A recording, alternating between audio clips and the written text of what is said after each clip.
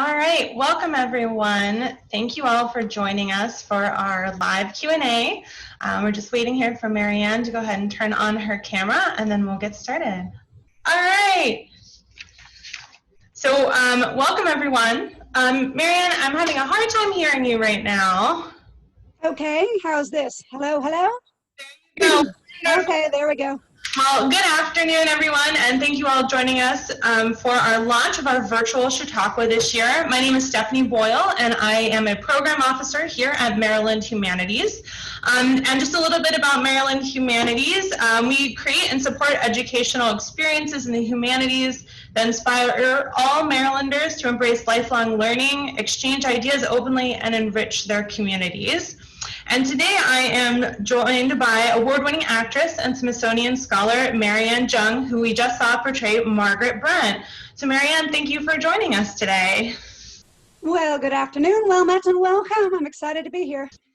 For those of you who are joining us live, you can leave your questions if you're on Zoom in the Q&A or in Facebook on the comments. We've seen a lot of great ones come through, and we'll do our best to answer as many as we can over the next 30 minutes. So just to start off, Mary Ann, I wanted to ask you, why did you decide to portray Brent? Tell us a little bit more about your inspiration there. So I got my degree in British history at the University of Maryland, and I took a great class taught by George Calcutt. And when he was doing early Maryland, the whole founding of the colony, he mentioned this fantastic woman, Margaret Brent, I'd never heard of. He didn't say a whole lot about her because, of course, he had a lot of history to cover. But I just was intrigued, and I thought, how come we don't know about her? Another time at a Women's History Month event at the Anne Arundel Community College, a woman dressed in colonial outfit and gave a little speech as Margaret Brent. I thought, you know, I really got to look her up. And when I looked her up, I really was amazed. I just loved that she's a great window into the founding of the colony, how and why, the early Native Americans. Because I thought, you know, everybody knows the story of Jamestown, you know, the first English colony. And a lot of us know Plymouth and Massasoit. But I thought, you know, I don't think most of us, even in Maryland, know our Maryland history. And I decided, what a great way to tell that. I was already performing through young audiences of Maryland, and I was doing Queen Elizabeth I World History Renaissance. So I thought, you know, now the teachers are asking for Maryland history, and what a great slice of Maryland history that is so little known. Absolutely, thank you. So sort of goes along with that, Brent arrives in 1634. So obviously, you know, you're looking to portray a historical figure who is living in a time period where we don't have much documentation. Right. So talk to us a little bit about how you put together this performance. What primary sources did you use, and where did you fill in the gaps? Well, long ago in a galaxy far away, when I started researching, this was 1990, there was no internet. I always went to my library first to see what books I could get about general early Maryland history. There are a couple of great books which were already old in 1990, like written, I think, in the 40s and 50s by Henry Ferguson and his wife Alice, who lived down where the Piscataway Indians did. And so I started with good old books. The original script for this show was written on a typewriter. Come on, who had a typewriter? Be honest. And so was the original teacher's guide. Anyway, that gave me sort of a general view. Then I was lucky enough to find in a book the marvelous article, which is still probably the single best resource on Margaret Brent to this day, by Dr. Lois Green Carr. She was St. Mary's City chief historian. She worked for the Maryland State Archives. And to this day, you can pull it up on the Maryland State Archives website. That's the single best, most detailed description of everything going on at the time that she pulled from every resource she could find, which at the time was a heck of a lot more than I can find with no internet around. So that's how I started. Now, the beauty of what I do, I'm performing all over for all different age groups. My research originally in the books, believe it or not, told me the Piscataways are all gone. They were driven out by the Susquehannocks, or they moved away, but they're all gone. We don't have any more Piscataways. I performed in a school in Brandywine, Maryland, and I finished the show, and lo and behold, someone came up and said, we just had Mervyn Savoy, the Tyack of the Piscataways. And I went, what? So I'm always learning while I'm performing. I'm not just teaching and hopefully inspiring. But anyway, that's when I learned, oh my gosh. And I got to meet her. I got to talk to her. At the time, they had just opened their little Piscataway Indian Museum down in Waldorf. But she gave me some wonderful stories that are really not written down anywhere. So over the years, I've added to the research. Every show gets richer and richer the longer I perform it. Thank you. And since you started talking about the Piscataway, I wanted to ask you a few more questions about that.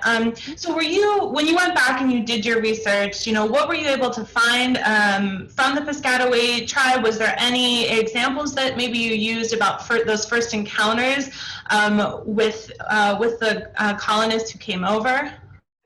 So our best source on the time period of the Native Americans in this area comes from a couple of sources. Father Andrew White was a Jesuit missionary, and he wrote very detailed accounts of all of this because he came over with Governor Leonard Calvert in 1634. So we have his wonderful narratives.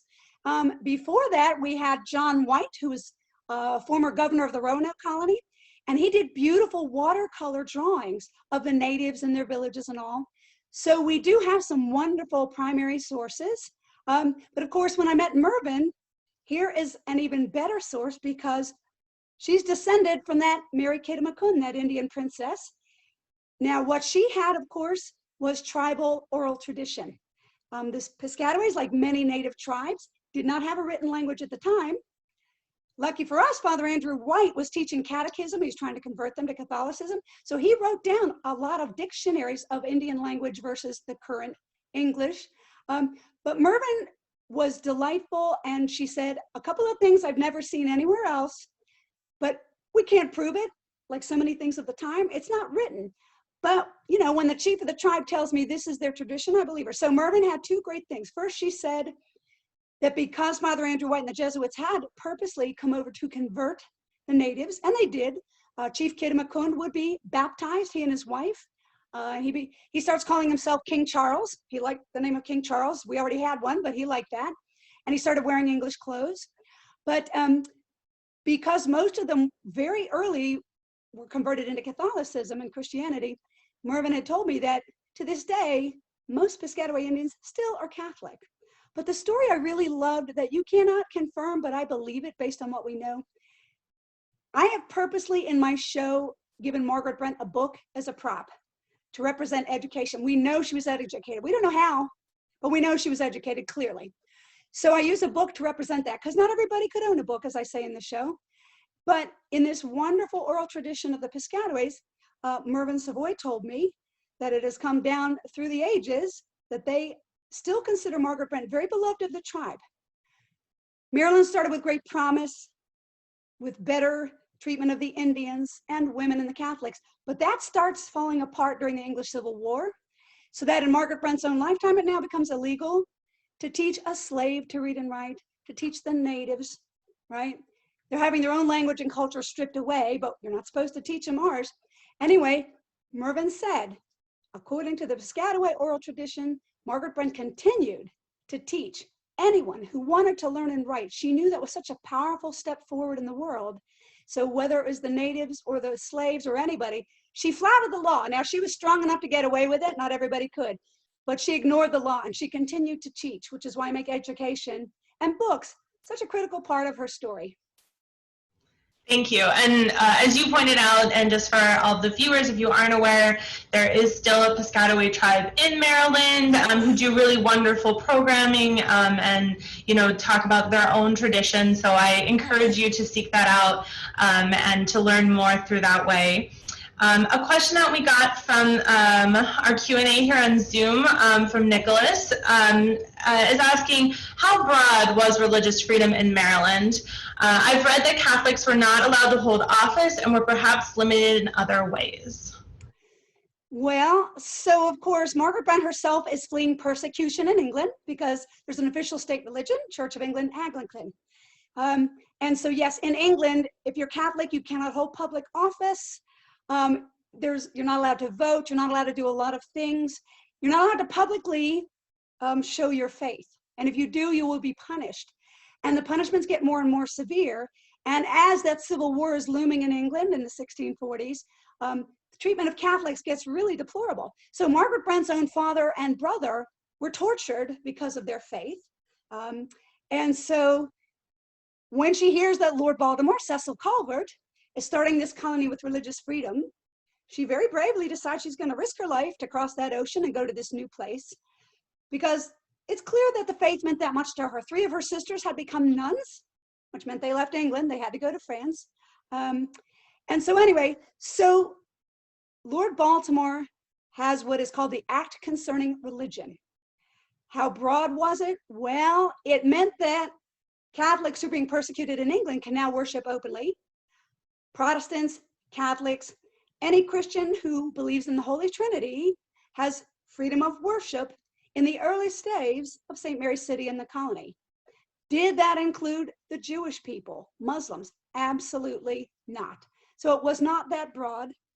It was better than what they had in England, but no, it did not absolutely include everyone.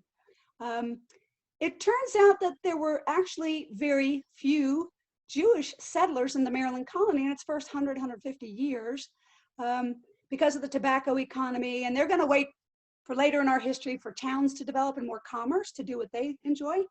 But they also knew that later in Maryland's history, the Catholics' rights will be taken, excuse me,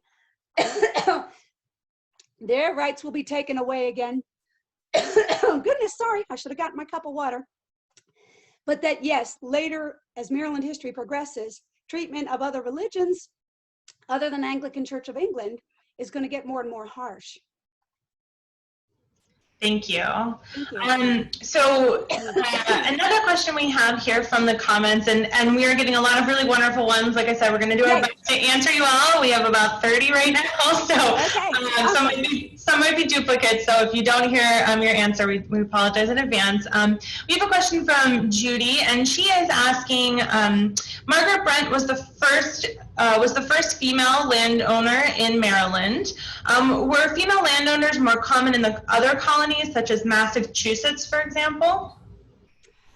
Not that I know of. My expertise is not the other colonies. When I'm researching the Maryland colony.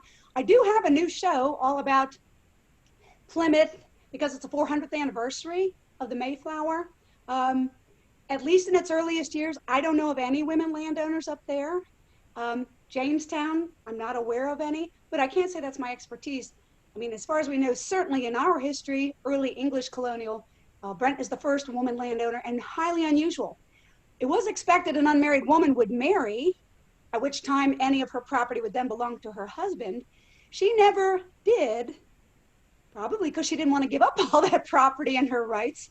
But I don't know, at least in this exact time period. Later on in history, there may be a few widows who are allowed to own land in the other colonies. I really don't know about all the other colonies. I mostly know Maryland. And we'll transition over because we know Margaret Brent, after she is driven out of Maryland, goes to live in Virginia. So we do know, I guess, that in Virginia there was, at least Brent was a landowner there. And so we have an anonymous question here, is what became the land that Brent owned in Virginia? So to give us like a modern context, do you know about where that would be located today? Oh boy, do I. It's a lot. And this is what's really astounding. Now keep in mind her brother Giles Brent and her sister Mary Brent also across the Potomac to settle in Virginia. Giles had actually gone first, and Giles is the one who had married Mary Kittamakund, the daughter of the Tyak of the Piscataways. But Giles and Mary had gone first. They originally settled on an island in the middle of the Potomac, or as the Piscataways would say, the Potomac. But then eventually they go over to the Virginia colony and start taking up land where Margaret and Mary will join him. He originally had a plantation called Peace. He decides to move and start another one, and he lets Margaret and Mary have that original plantation. So now Margaret and Giles, but mostly Margaret, starts taking up land through head rights, which means, of course, when you bring over 5 indentured servants, laborers, because they're developing land, you're going to get another 1,000 acres of land. And eventually, she and Giles managed to accrue about 11,000 acres of land from the Rappahannock River all the way up to the Potomac. And what that means in modern day, and I cheat in my show, she wouldn't have known this. But of course, the audiences always say, well, I'm from Alexandria, I'm from Fredericksburg, I'm from DC. That was all her land.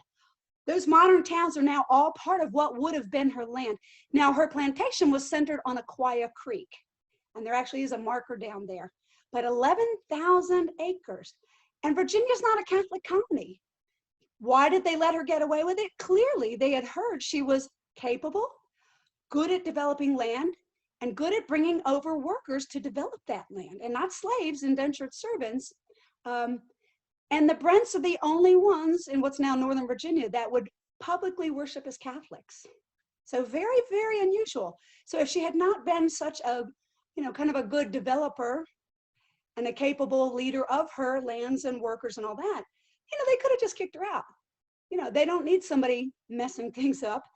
So she must have been very capable. I mean, we have land records, but again, we have no descriptions of her, but from what she did, she had to be quite an intelligent and really charming woman.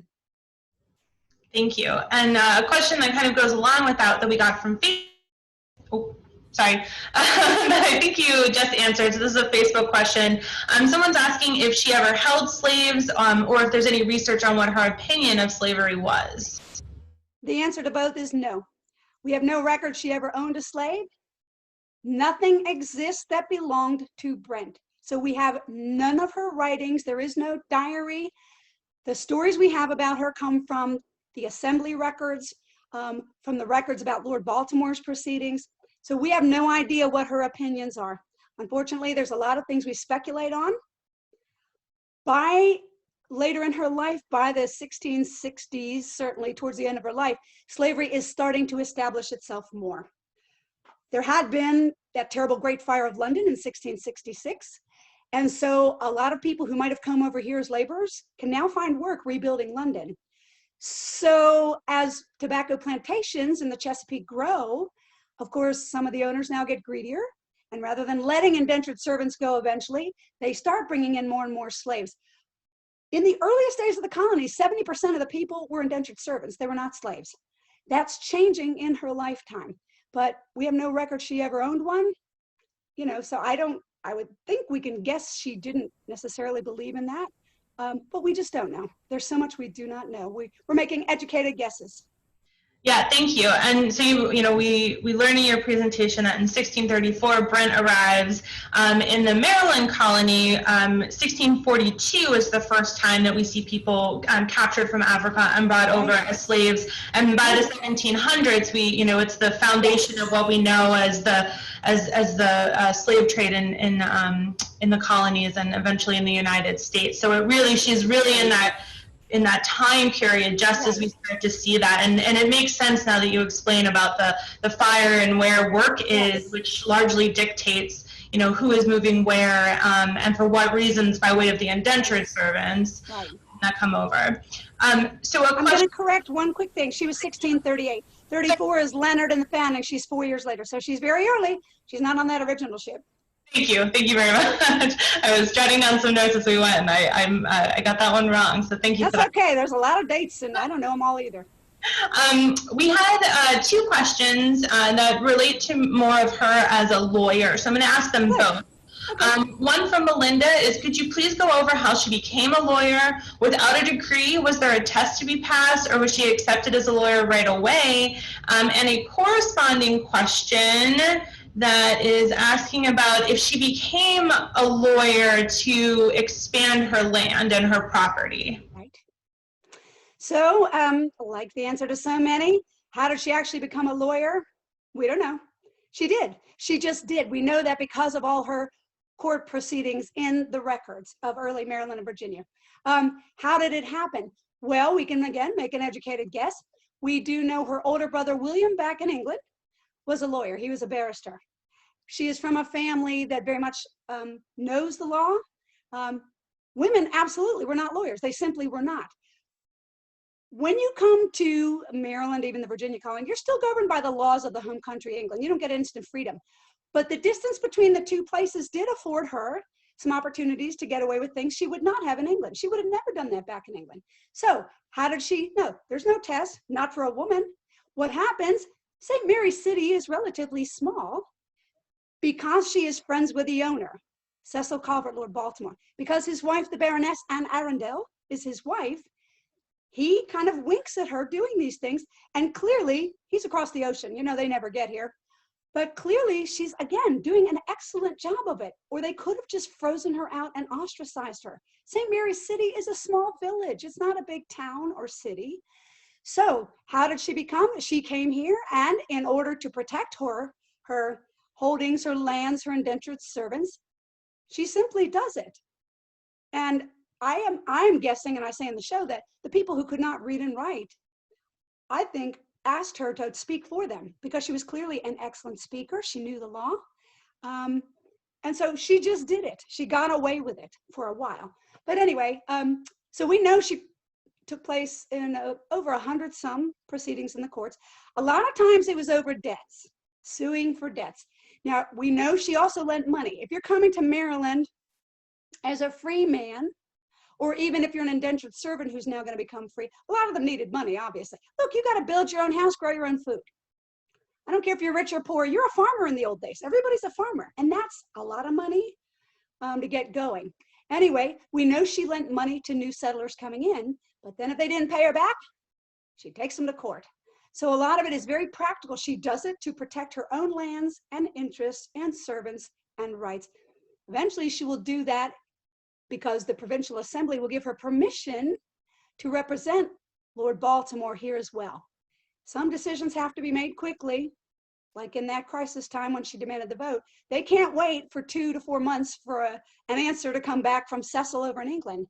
And the Assembly, although they didn't give her the vote, they trusted her, obviously her legal acumen enough to let her represent Lord Baltimore and Leonard Calvert after he died. So again, you have to infer she's doing a good job, or the way to say, are you crazy? No.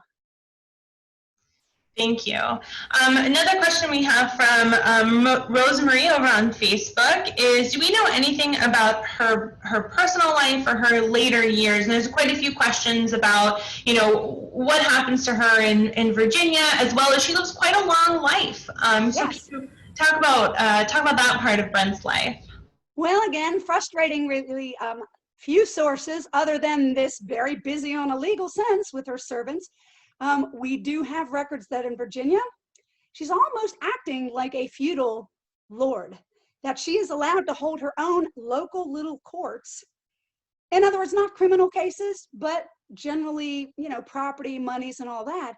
So again, she's kind of ruling her own little mini kingdom. And I'm sorry, now I've lost, I get so excited. What was the original question again about? Oh, her later life, personal. Personal, we know nothing. We know nothing, except, there's one tantalizing little thing legally written down. So we know she's very long-lived. Her sister Catherine, who is heading the Abbey in Cambrai, lives to be 80. We know Giles lives to be about 70. She lives to be about 70, which is great. Most people, if you made it to 50, you're lucky. Anyway, the one tantalizing hint we have about her is that a Thomas White wrote that he called her the petitioner. It was a legal document, but basically what he was saying was he held her in such tender affection and esteem that it had been his intention to marry Mistress Margaret Brent. And I guess this was in his will. And so we don't know if she just said, no, thank you. We have no idea how it happened. But basically he said, if that will not happen, I leave her my entire estate. So Thomas White left her his lands and monies. We're not sure what those were. Now, you know, you can sort of say, oh, well, she probably, you know, she probably was very nice and sweet, and we don't really know. Here's the thing. She's a great catch. She's a hugely wealthy woman. How much he liked her personally or not, we have no idea, except that he said he held her in affection, which is nice. But that's the only hint about her personal life we have. And let's face it, she would have been a really great catch in the marriage market. She's very, very wealthy. And legally, the minute somebody marries her, they now get to be in charge of all of that legally. You know, we know she practiced openly as a Catholic. There is some conjecture that maybe she and her sister didn't marry because they had taken lesser vows. They didn't become nuns like their sisters had done. But there was a woman named Mary Ward in Yorkshire who'd been preaching. She's associated with the Poor Clares, the nuns. And we think she might have been exposed to that, and that she and her sister had gone ahead and take lesser orders. We're not going to be nuns. We're going to live publicly. But that maybe we took these lesser orders. No, again, no legal proof of this or written. But what's interesting to me, and what I've always said to an audience, why didn't she marry? Why didn't she? It's 6 men to every 1 woman. I mean, even if you were a dog, let's be honest, or even if you were not very nice in a heartbeat, they still needed women. But the fact is, imagine if she had married and lost all of that she had been able to do that no one else honestly would do for a long time after. But here's the thing. Let's say she and her sister took lesser orders. They're members of this Mary Ward following. Okay, so they took perhaps vows of chastity. Lovely. Well, Margaret certainly didn't take any vow of poverty. But anyway, so we know very little about nothing personal. No paintings, no letters, nothing exists of hers. Again, we can just guess. And we did have quite a few questions about, if she married, would she lose her independent status? Yes. The reality is yes. Yes, legally. Much of it. Yeah, legally, yes. So we have a few questions that are more about your performance and less about Brent. So I know we don't have an exorbitant amount of information about Brent, as we've discussed. So Eleanor asked, you usually do this show live in front of a live audience, and how did you change your performance for this format? Talk a little bit about your process. I've actually found it very hard and stressful to adapt a live show to this format because I'm a stage actress. I have 40 years performing at the Renaissance Festival. I like big, loud, noisy audiences that I pull up, put in costume, put in the show. This wig head here, usually that's an audience member, some unwitting little boy in a school assembly or a grown-up man who I pull up to play Leonard Calvert, and he gets to just say things and do things. And so I love performing live. What most people love about my performances, I'm an actress, I'm not doing a lecture. I want to entertain as much as inform, or you're not going to remember the history. So normally in the show, I immediately start out with audience participation to show that huge barrier between the haves and have-nots. So if I'm doing a live show, I say the lines on camera, but it's not the same. But in a live audience, I immediately say, how many of you can read and write? Raise your hand. Okay, the whole audience raises their hand. And I go, you're liars. Impossible. Let me show you. I get 1/4 of the audience to stand up. And I say, these people are now in charge of all the rest of you. Then the people who are not in charge, whether it's kids or adults, they get their backs up. Hey, wait a minute. And I'll say, you don't have enough money to own even 1 book. You're not rich and educated. The haves, my people in charge who are rich and educated, get cocky, especially the little boys. So I've made that very clear so that she's in context right away. Because otherwise, if you say she asked for the right to vote, people say, who cares? Especially kids. And I largely was doing school shows at the time. Okay, so then what I do to make it even more clear, I'll look at the women or the little girls and I say, uh-oh, I've made a terrible mistake with you lot. I'm sorry. Girls, sit down. Why did I just make you sit? Because you have no rights, even if you are rich and educated. So again, I do very visual when I have a live audience. So adapting this, well, not all my shows I would necessarily put a wig head in, but I just thought I like the idea of people getting a visual of maybe what the Indians might have seen. I haven't put the beard on them yet, but anyway, so it is very hard adapting. I miss my live shows, but it takes a lot of thought. I have to have some little background, but I won't lose any of the information. Generally, I will not change the lines. I still, even on a camera, which I don't like looking at myself performing. This is very awkward to me, but I will still treat you like you're right there with me. Still inclusive, still playful, but I'll be happy when we get back to live. And something that's also about your performance that sort of you just brought out as you were speaking is, can you talk to us a bit about how you developed Brent's accent? Because it's very specific. It's sort of, it sounds a little Scottish to me, Yep. but English. Yep. Talk to us a bit about that. Well, that I didn't actually have to work too hard on because, again, I've been at the Renaissance Festival. At that point, I would have been there about 10, 15 years. So I've been doing Shakespearean language, which means early modern English, which covers through Brent's time. with a British upper class accent. She's clearly a wealthy woman. So that part was easy. It's like, oh, I've been playing, you know, Queen Anne Boleyn at the Renaissance Festival. I already have some of the old time language, the British pronunciation. Now, if I sometimes sound Scottish, there's a reason for that. And I've gotten more so over the years. What you hear mostly on BBC, Downton Abbey, everybody loves. Generally, they use two accents, which are modern. This is not what they really sounded like. They use the upper class, you know, Queen, oh, good morrow, hello, oh, Betty, you know, proper. Or they use Cockney for the servants. Hello, get me a bottle, would you? I need a bottle, I need some butter. There were 43 dialects all over England. We don't know what all of them sounded like then, but even today, there still are.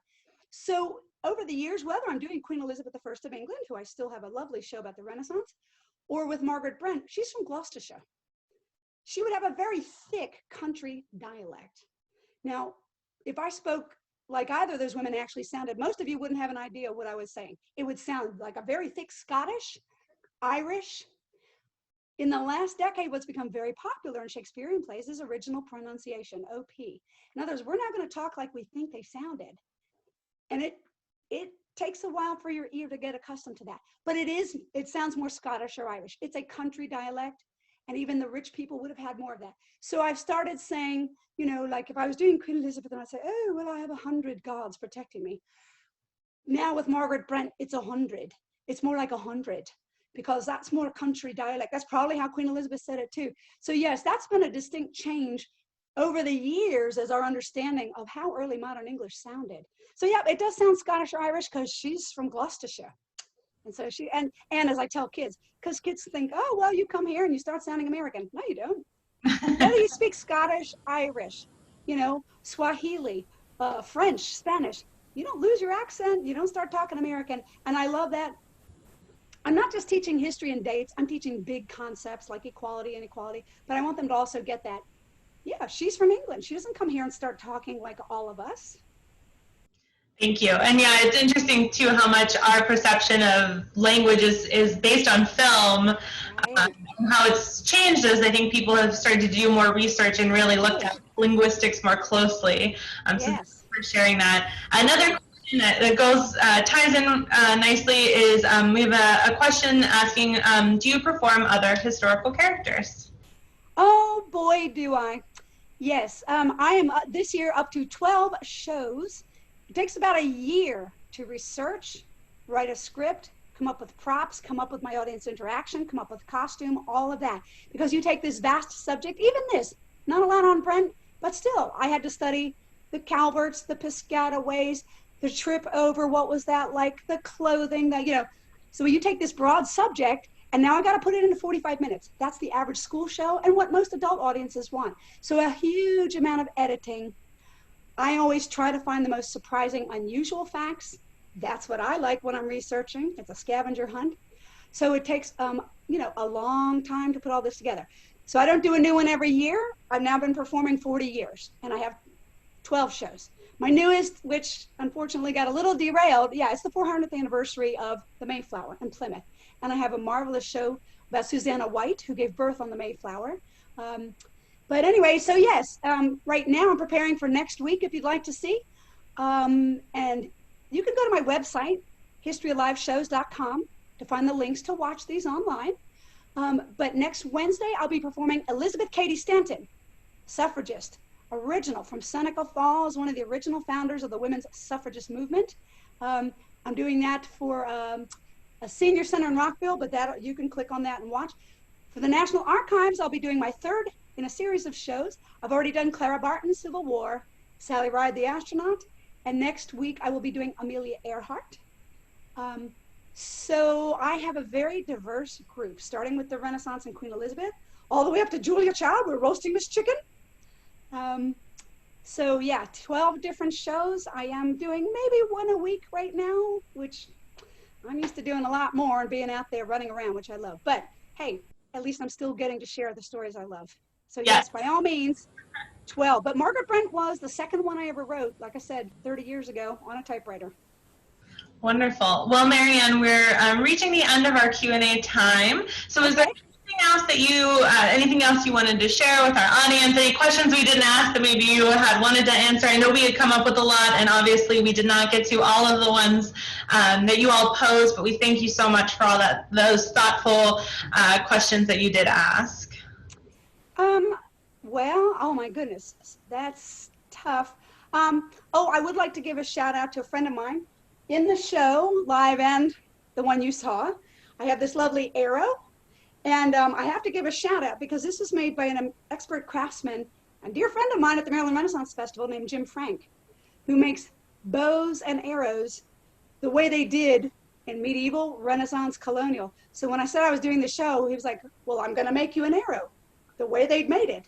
Now, in the show, of course, we break it in half to show that Leonard had come in peace and won in peace with the Tyaks. But I just love that when I can, I try to be as authentic and accurate as possible. But you know, with Brent, I had to make some big leaps of faith, and it might seem a little hokey, but again, I started out performing for school kids, so I want to make things very visual and playful and fun. But I've learned now that I'm even performing, you know, for the Smithsonian, the National Archives, retirement homes, even, you know, scholar groups. They like that. It makes it fun and personal, and that's my whole thing. I bring history alive. I want to make it personal. You can get a lecture, that's great, good information. But what brings all of this to life is emotion. It's the beauty of acting. I'm not trying to be objective, like a teacher, you know, or scholar. You know, if I'm playing Clara Barton, I can't stand those rebels, and I hate this war, and I despise slavery. So the beauty of drama and acting in my shows, I get to be as passionate and emotional as these women were, and especially for kids, that makes it really come to life, that these weren't just everybody wasn't perfect, and we're all human, we mess up, we do stupid things, but we still do pretty amazing things too. I'm hoping someday somebody will find Margaret Brent's diary or a painting or a description in their attic. It could happen sometimes, but anyway, I'm very lucky to do what I love. Well, thank you, Mary Ann, so much. We appreciate you joining us here this week. And if you haven't had the opportunity yet, you can watch her performance as Margaret Brent through the weekend. We'll have it up through Sunday. And just a little bit as to why we're doing that. As Mary Ann said, this is her livelihood. So, you know, we want you to be able to still go and see her live performances when she's able to start back up, as well as her other characters. Or historical figures, excuse me. So we will be, we'll be showing that on our website. You can see it at mdchautauqua.org or going to mdhumanities.org to our Chautauqua page. And we hope you'll join us next week. Each week in July, we're going to post a different performance and host a live Q&A like this. So next week, we will also be talking to a leader of the women's suffrage movement, Alice Paul, who of course was instrumental in the 20th century suffrage movement in America. So thank you again, Mary Ann, and thank you to everyone who joined us here, and we hope you enjoyed and have a wonderful rest of your day. Farewell.